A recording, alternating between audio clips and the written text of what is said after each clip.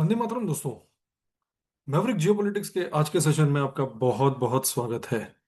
Channel को like share और subscribe करना मत भूलिएगा। दोस्तों, थोड़ा सा आज फिर से बात कर लेते हैं ग्रीनलैंड के ऊपर। दरअसल ट्रम्प का मेरे ख्याल से ये सबसे मिसअंडरस्टूड मूव है। थोड़ा सा इसको अंडरस्टैंड करने की जरूरत है। ट्रम्प, अगर आप देखें तो पागलपंती पे पागलपंती किए जा रहा है जब से गद्दी पे विराजमान हुआ है। ये ऐसा मूव जिसे दुनिया पागलपंती समझ रही है, असल में अगर आप देखें तो इस सदी का, 21st सेंचुरी का सबसे डेंजरस चेस मूव है।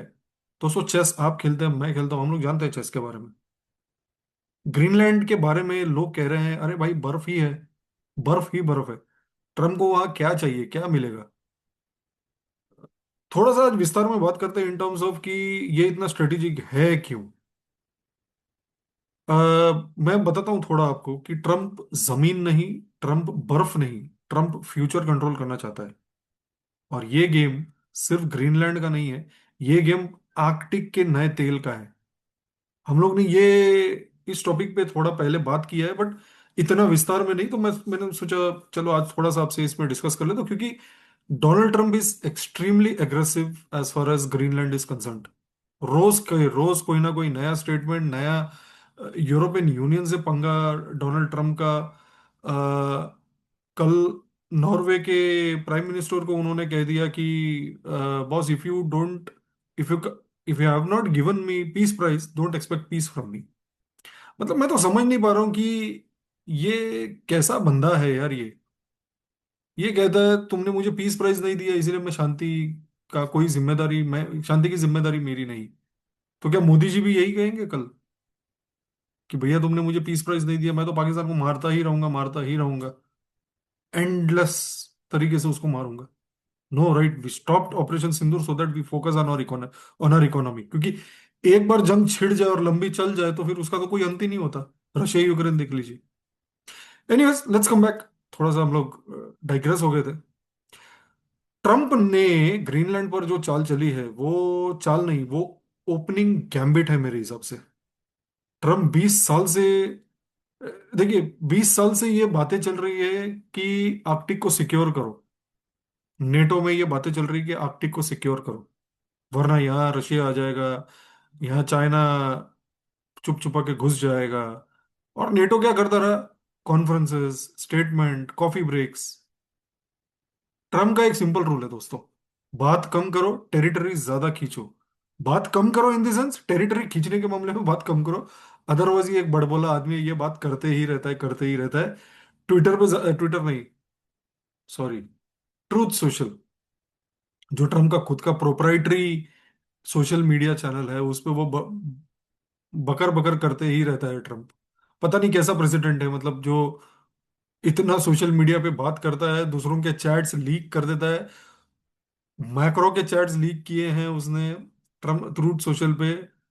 मार्क रट के चैट्स लीक किए हैं, जहां ये लोग डेवोस में बैठ के बात करेंगे ग्रीनलैंड और ईरान के ऊपर।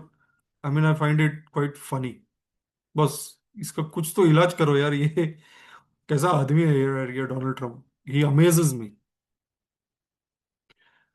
ग्रीनलैंड अगर आप मैप पर देखेंगे, नॉर्थ अमेरिका के बिल्कुल ऊपर, यूरोप और आर्कटिक के बीच में, आप देख जानते ही, आप आपने मेरे ख्याल से ग्रीनलैंड का मैप देखा, मैं एक बार फिर दिखा दूंगा एनीवेज। अटलांटिक और फ्यूचर आर्कटिक ट्रेड रूट्स के सेंटर में है। ग्रीनलैंड कोई दोस्तों एक आइलैंड नहीं है, ग्रीनलैंड एक अनसिंकेबल एयरक्राफ्ट कैरियर है। ये मैं क्यों कह रहा हूं? क्योंकि जो ग्रीनलैंड कंट्रोल करेगा, आर्कटिक के शिपिंग लेन्स को कंट्रोल करेगा, फ्यूचर अंडर सी डेटा केबल्स कंट्रोल करेगा, आर्कटिक सैटेलाइट कॉन्स्टलेशंस कंट्रोल करेगा, ग्लोबल सर्विलेंस का स्विच बोर्ड कंट्रोल करेगा। ये वही रीजन है जैसे ब्रिटिश ने सिप्रस चूज किया था लिसनिंग पोस्ट के लिए। मैं आपको बताता हूँ मैप पर, एक मिनट दीजिए मुझे।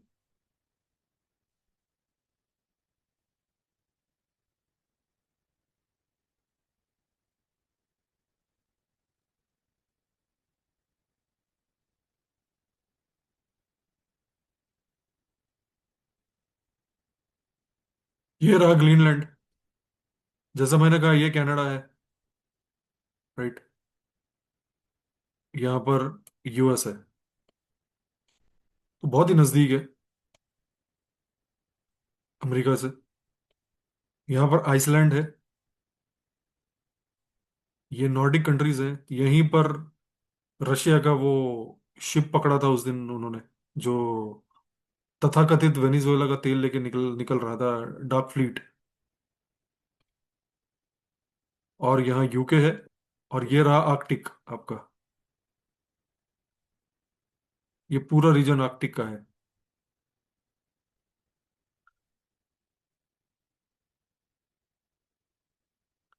सो दोस्तों, जैसा मैंने कहा आपसे कि ग्रीनलैंड पे कंट्रोल करना मतलब really you are going to control the future shipping lanes, क्योंकि वहां के बर्फ पिघल रहे हैं आर्कटिक ओशन के।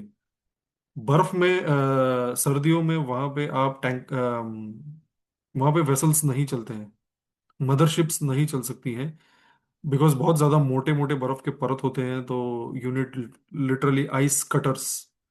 But that's an expensive operation. वो न, किया जाता है बट इतने बड़े स्केल पे नहीं होता।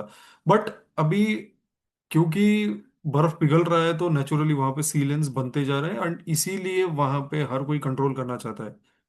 चीन, रूस, अमेरिका, सारे लोग वहां पर कंट्रोल करना चाहते हैं। कोई भी अगर ये कहे कि बर्फ बर्फ के नीचे कुछ नहीं होता, ये एक सबसे बड़ा झूठ है। अभी मैं आपको एक एनोलॉजी बताता हूँ, एक कहानी सुनाता हूँ। अगर 150 साल पहले कोई ये बोलता कि सऊदी सऊदी अरेबिया कोई अगर ये बोलता कि मुझे सऊदी अरेबिया चाहिए, तो लोग कहेंगे वहां पानी नहीं है, घास नहीं है, कुछ नहीं, आप सऊदी अरेबिया लेके क्या करोगे। पर जो बात समझा, वो ये समझा कि रेत के नीचे का ऑयल, ग्रीनलैंड भी वही कहानी है। वो बर्फ है, सऊदी रेत था। आर्कटिक यानी ग्रीनलैंड के नीचे आपको मिलेगा rare earth minerals, energy reserve, strategic metals, future battery, semiconductor material. काफी एक्सटेंसिवली हम लोग इस पर बात कर भी चुके हैं पहले। Estimated value 15 trillion dollars. 15 trillion dollars दोस्तों। जैकपॉट है, jackpot. Russia already 40% Arctic coast line को यहाँ पर कंट्रोल करता है। उसकी 20% जीडीपी आर्कटिक एनर्जी से ही आती है।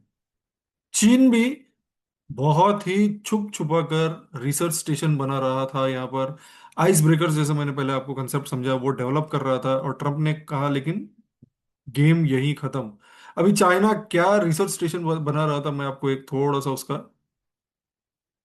पिक्चर दे देता हूँ। 1 मिनट होल्ड कीजिए।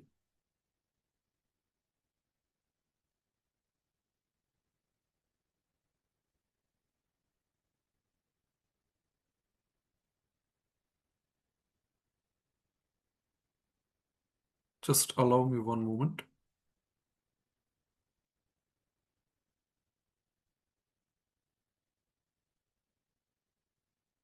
Sorry, it is taking some time, please bear with me, please be with me.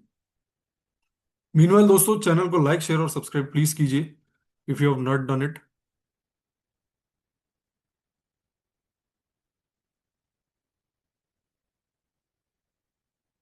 Sorry, yeah should be up now. देखिए दोस्तों, यहां पर देखिए, Sweden, Iceland, Norway, Finland, Greenland, सारे जगह पर चीन घुसा हुआ है, और चीन ने यहां पर अपने लिसनिंग पोस्ट बना रखे हैं। सो इतना चीन यहां पहुंच चुका था, जिसके बाद डोनाल्ड ट्रंप की खनक गई कि भैया अगर चीन और रूस को कंट्रोल अभी से नहीं किया, ये लोग पूरा का पूरा ग्रीनलैंड खा जाएंगे और हमें मिलेगा बाबा जी का थुल्लू। देखिए, how they have spread. This is Greenland, this is next to the Americas. ये कनाडा है ना, और इसके बाजू में यूएस है, इसके नीचे to the south west. So US ने सोचा या ट्रम्प ने सोचा, अभी के अभी हमें कंट्रोल लेना पड़ेगा, अदरवाइज बाबा जी का धुल्लू। सो जैसा मैंने कहा, ट्रम्प, चीन ने रिसर्च स्टेशंस बनाए यहाँ पर, आइस ब्रेकर डेवलप कर रहा है, और ट्रम्प को लगा भैया गेम खत्म हो जाएगा, अभी के अभी कंट्रोल लेना शुरू कर दो। फिर आप अगर गौर से देखिए, ट्रम्प कोई फिलहाल कोई मिसाइल फायर नहीं कर रहा है।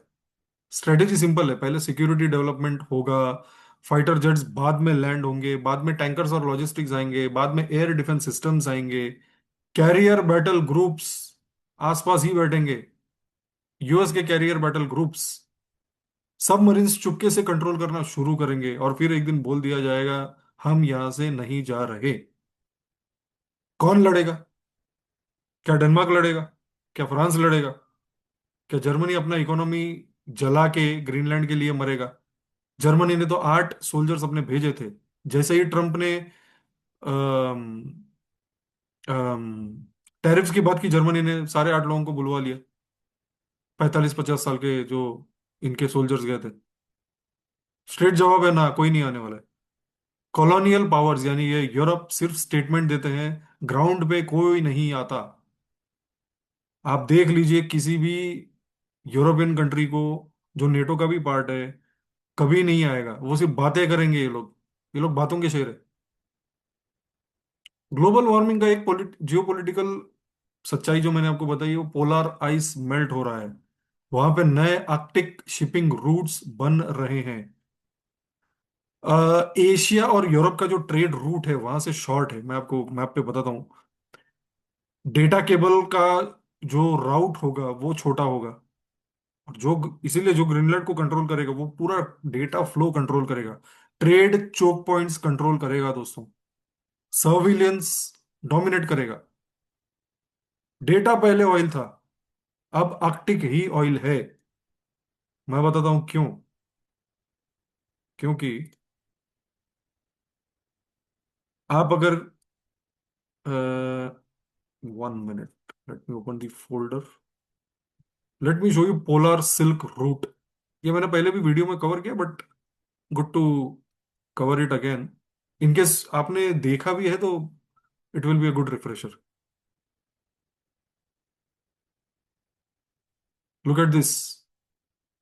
चाइना, उसका जो ओरिजिनल रूट है यूरोप जाने का, ये मलक्का स्ट्रेट है, इंडियन ओशियन है। Then this is the Red Sea route, और यहां से रॉटरडैम पोर्ट, राइट। आप यहीं से देखिए कितना शॉर्टर रूट है ये, कुछ 7 से 8 हजार किलोमीटर बच जाता है दोस्तों, अगर चीन यहां से ट्रेड करता है तो। सो यहाँ पे जो बर्फ पिघल रही है ये आर्कटिक ओशन में, this is good for countries like Russia, China, Bharat के लिए भी। भारत भी अगर यहाँ से चेन्नई पोर्ट जो यहाँ पर है, यहाँ से निकाल के अगर यहाँ से ट्रेड करें तो बहुत शॉर्ट पड़ेगा हमें।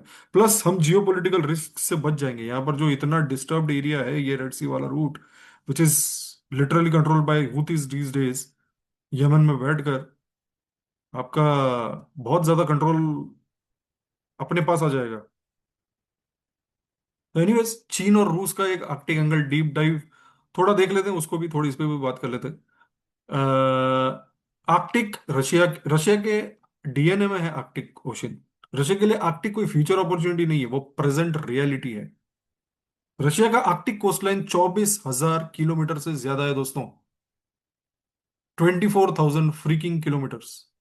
सोवियत यूनियन के टाइम से ही मॉस्को ने आर्कटिक को एक एनर्जी वॉल्ट और एक मिलिट्री शील्ड की तरह ट्रीट किया है। न्यूक्लियर पावर्ड आइस ब्रेकर्स का मतलब सिर्फ बर्फ तोड़ना नहीं होता, इसका मतलब यह भी होता है कि year round dominance, war time logistics, and दुश्मन के लिए जीरो एक्सेस। एनर्जी एंगल तो और भी क्रिटिकल है। रशिया का एक सबसे बड़ा हिस्सा ऑयल और गैस का आर्कटिक सर्कल के अंदर से निकलता है। एलएनजी प्लांट्स, पाइपलाइन, स्टोरेज सब ऑलरेडी संक कॉस्ट है। इसीलिए रशिया आर्कटिक को छोड़ नहीं सकता, और कोई उसे निकाल भी नहीं सकता वहां से। मिलिट्री साइड पे आर्कटिक बेसेस जो हैं वो अर्ली वार्निंग सिस्टम्स की तरह काम करते हैं, मिसाइल ट्रैकिंग और नेटो मूवमेंट पर नजर रखते हैं। सिंपली पुट, रशिया आर्कटिक को प्रोटेक्ट नहीं करता, कंट्रोल करता है दोस्तों। चीन का देखते हैं थोड़ा। चीन का प्रॉब्लम क्या है? चीन का आर्कटिक इशू ये है कि वो यहां का नहीं है, लेकिन वहां का होना चाहता है। What does that mean? आप सोचिए, आर्कटिक ओशन कितना दूर है चीन के बॉर्डर से, हजारों किलोमीटर दूर है। इंटरनेशनल लॉ क्लियर है, जो आर्कटिक नेशंस हैं उनका वहां पर पहला हक है। इसीलिए चाइना ने डायरेक्ट क्लेम नहीं किया वहां पर कभी, उसने इनडायरेक्ट इन्फिल्ट्रेशन चूज की। क्लाइमेट चेंज रिसर्च, जैसे मैंने आपको बताया, वो लिसनिंग पोस्ट बनाकर, polar ice studies, shipping feasibility surveys, scientific collaborations, ये सारे पैंतरे अपना कर वो वहां घुसने की कोशिश करता रहता है। पर रिसर्च पहले होती है, राइट्स बाद में क्लेम होते हैं। चाइना का लॉन्ग टर्म विजन यही था कि आर्कटिक शिपिंग रूट से यूरोप का टाइम काटो, मलक्का स्ट्रेट पर डिपेंडेंसी कम करो, यूएस नेवी के चोक पॉइंट से बचाव करो खुद को। और चीन आर्कटिक को इसीलिए अपना ग्लोबल सप्लाई चेन का प्लान बी बनाना चाहता था। अब रशिया चाइना की भी एक इक्वेशन है, थोड़ी दोस्ती भी है, थोड़ा थोड़ा उसमें डर भी है दोनों को। सरफेस पे अगर आप देखें रशिया और चीन पार्टनर्स लगते हैं, लेकिन आर्कटिक में रशिया चीन को इक्वल नहीं मानता। रशिया चाइना का पैसा तो यूज करता है, लेकिन चीन रशिया का एक्सेस चाहता है उस पैसे के बदले। दोनों को एक दूसरे पर पूरा ट्रस्ट नहीं है। रशिया का डर क्या है, आज चाइना इन्वेस्टर जरूर है, कल इन्वेस्टर बन जाए, कल स्टेक होल्डर बन जाएगा, परसों को ओनर बनकर क्लेम करेगा। इसीलिए रशिया ने चीन को आर्कटिक में दूर से अलाउ किया, पास से नहीं। वैसे भी चीन ऐसा देश है जो रशिया की भी जमीन को क्लेम करता है। पता नहीं कितने देशों की जमीन को क्लेम करता है ये चीन। ये एक दूसरा पागल देश है। ट्रम्प फैक्टर क्या है अब इसमें? ट्रम्प ने एक चीज बहुत क्लियरली समझ लिया दोस्तों, चाइना का आर्कटिक एंट्री मतलब फ्यूचर स्ट्रेटेजिक नाइटमेयर। ग्रीनलैंड पर फोकस कोई जोक नहीं था। आर्कटिक सिक्योरिटी को नेटो एजेंडा बनाना कोइंसिडेंस नहीं था। उसको दिखाना पड़ा कि कोई नेटो एजेंडा है ये। चीन के रिसर्च नैरेटिव को ओपनली चैलेंज किया गया। ट्रम्प ने बहुत ही आराम से एक मैसेज दे दिया कि Arctic is not China's playground. और इससे हुआ क्या? चाइना की आर्कटिक लेजिटिमसी फ्रीज हो गई। वेस्टर्न आर्कटिक नेशंस कॉशियस हो गए। चाइना का long term positioning plan stall हो गया। जियोपॉलिटिक्स में एक आयरन रूल है दोस्तों, प्रेशर कभी वैनिश नहीं होता, सिर्फ शिफ्ट होता है। आर्कटिक से चाइना को ब्लॉक किया गया तो चाइना ने प्रेशर साउथ और ईस्ट में डालना शुरू किया। South China Sea, Taiwan Strait, Indo Pacific, Indian Ocean region. अभी देखिए ना, कल ही बांग्लादेश में चिकन नेक में उनका एक डिप्लोमेट जाके आया है। क्या जरूरत है भाई? तुम्हारा तुम डिप्लोमेट हो? तुम कोई साइंटिस्ट हो क्या? तुम कोई मिलिट्री पर्सन हो क्या जो चिकन स्नैक पे जाएगा? क्या देखने गए थे वहां पे? वहां पे क्या नेचर स्टडी करने गए थे तुम? तो चाइना विल शिफ्ट, जब जब उसको वहां पे एक्सेस नहीं मिले वो भारत को डिस्टर्ब करेगा, क्योंकि भारत उसके सबसे नजदीक है। इसीलिए भारत के लिए सबसे इंपॉर्टेंट एक सिग्नल ये है कि आर्कटिक स्टोरी सिर्फ नॉर्थ पोल की कहानी नहीं है, ये एक वार्निंग है भारत के लिए कि चाइना जब किसी डायरेक्शन में फेल होता है वो दूसरी डायरेक्शन में ओवर कंपेंसेट करता है। और इसीलिए वो आज भारत की तरफ भी उंगली कर रहा है, अगर मैं, if I can put it that way. Arctic में स्पेस कम हुई तो इंडो पैसिफिक में मसल फ्लेक्स होगा। इसीलिए इंडिया के लिए मैरीटाइम स्ट्रेटेजी क्रिटिकल है। डिप्लोमेसी पैसिव नहीं चल सकती। भारत साइलेंट वॉचिंग नहीं कर सकता। We have to bat on front foot, क्योंकि चाइना के लिए आर्कटिक एक मिस चांस है, और मिस चांस का गुस्सा वो कहीं ना कहीं और निकालेगा। हमको केयरफुल रहना पड़ेगा। भारत का सबसे स्ट्रांग मूव क्या है फिलहाल? साइलेंस। ना डेनमार्क के फेवर में, ना अमेरिका के अगेंस्ट। भारत एक न्यूट्रल स्टेबिलाइजिंग वॉइस बन सकता है, बन रहा है, उभर के आया है, जो भी बोलना चाहते हैं आप। आर्कटिक गवर्नेंस करना है, साइंटिफिक कोऑपरेशन करना है, एनवायरमेंटल स्ट्रेटेजिक बैलेंस कहीं रखना है आपको। मोदी का अप्रोच बहुत ही क्लियर है दोस्तों, इसमें लफड़े में नहीं पड़ना अपने को, लेवरेज में रहो। भारत को आर्कटिक का फ्यूचर मिलेगा बिना गोली चलाए। रूस हमको देगा। आई एम टेलिंग यू, रूस हमको देगा।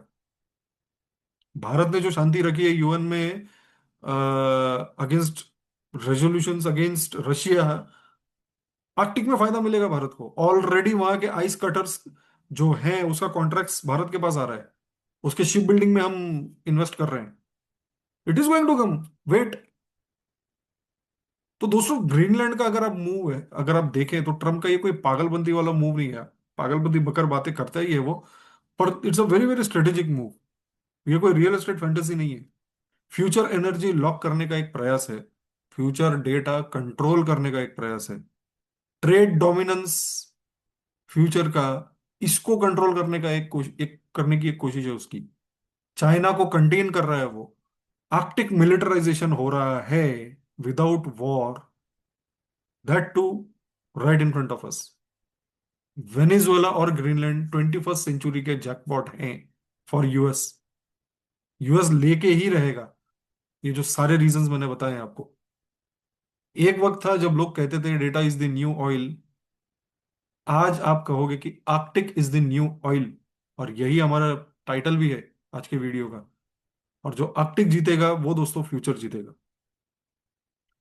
चलिए यहीं पे विराम देते हैं अपनी अपनी चर्चा को, और आज के सेशन का यहीं अंत करते हैं। चैनल को लाइक एंड सब्सक्राइब जरूर कीजिए। कुछ कमेंट्स हैं हमारे बारे में तो कमेंट्स कीजिए दोस्तों। How do you find the content, we spend some time building it, so please comment. Please let us know if there is any scope for improvement. There is a lot of research that goes into it, lot of analysis that goes into it, and then we present this to you. जय हिंद, भारत माता की जय।